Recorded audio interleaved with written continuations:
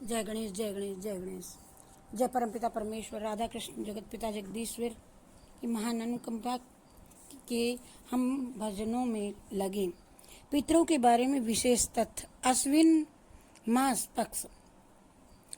मास के पक्ष में पितरों की कथा। पितरों के बारे में कुछ तथ्य। यदि किसी परिवार में आकस्मिक दुर्घटनावश मृत्यु होने से उसकी आत्मा परिवार में अशांति या कष्ट देती हो तो उस आत्मा की शांति के लिए गयाजी में तर्पण करना या पिंडदान देने के लिए गयाजी सर्वोत्तम तीर्थ है।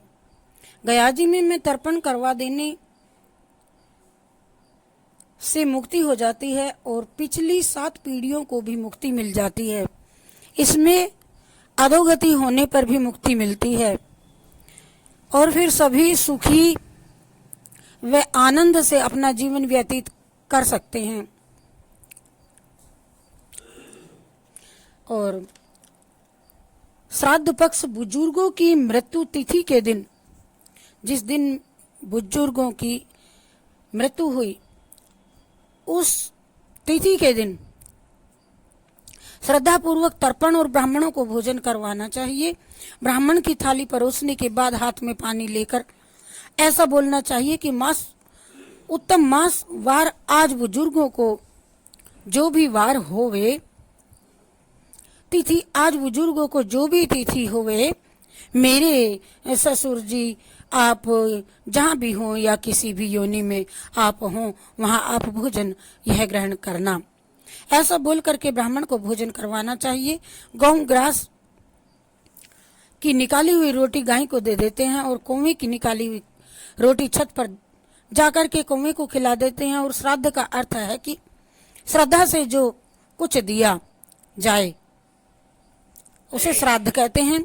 पितृपक्ष में श्राद्ध करने से पितृगण वर्ष भर तक प्रसन्न रहते हैं।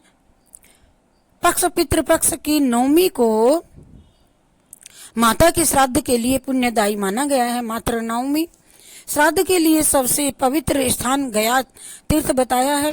वर्तमान बिहार प्रदेश में रेल एवं सड़क मार्ग से जुड़ा यह स्थान सुंदर वनों और पहाड़ियों और नदियों और कुंडों से घिरा हुआ है। मयासुर नामक एक पराक्रमी असुर ने घोर तप किया था वहां, जो संपूर्ण जगत को पीड़ित करने वाला था। उससे देवगण दुखी होकर के भगवान विष्णु की शरण में आ गए। तब भगवान गदाधर गदा से अपनी गदा से मयासुर का वध कर गए। गया तीर्थ की मर्यादा स्थापित की। स्वयं ब्रह्मा जी ने गया तीर्थ में यज्ञ करके सरस्वती नदी की सृष्टि करके वहां निवास किया। इस पुण्य क्षेत्र में माता पिता के श्राद्ध करके पुत्र माता पिता ऋण से सदा सर्वदा के लिए मुक्त हो जाता है। धर्मशास्त्र में यही कहा गया है कि पितरों को पिंडदान करने वाला गृहस्थी दीर्घायु पुत्र पौत्रादि यश स्वर्ग पुष्टि बल लक्ष्मी पशु सुख साधन तथा धन धान्य आदि की प्राप्ति करता है। अंत समय में स्वयं भी मोक्ष प्राप्त करता है।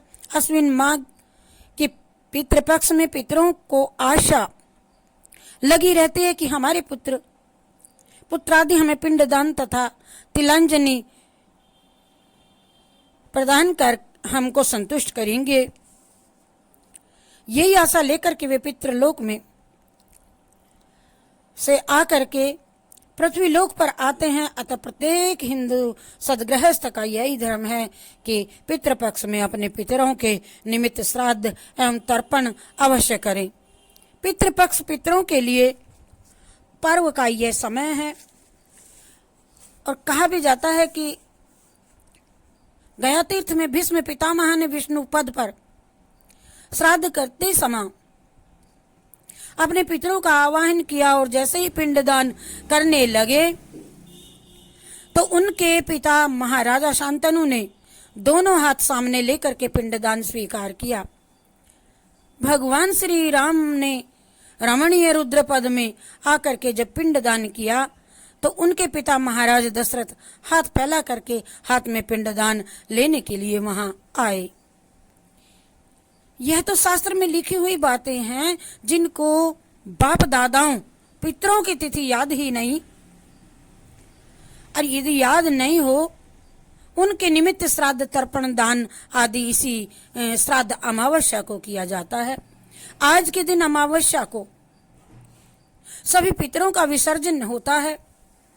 पितरों को यदि पिंडदान का तिलांजलि नहीं मिलती है तो वे श्राप दे करके चले जाते हैं, जिस कारण हमें अनेक दुखों का सामना करना पड़ता है। अतः श्राद्ध का परित्याग न करें, पितरों को संतुष्ट अवश्य रखें। जय श्री कृष्ण, जय राधे राधे। पितरों के अर्पण मस्तु।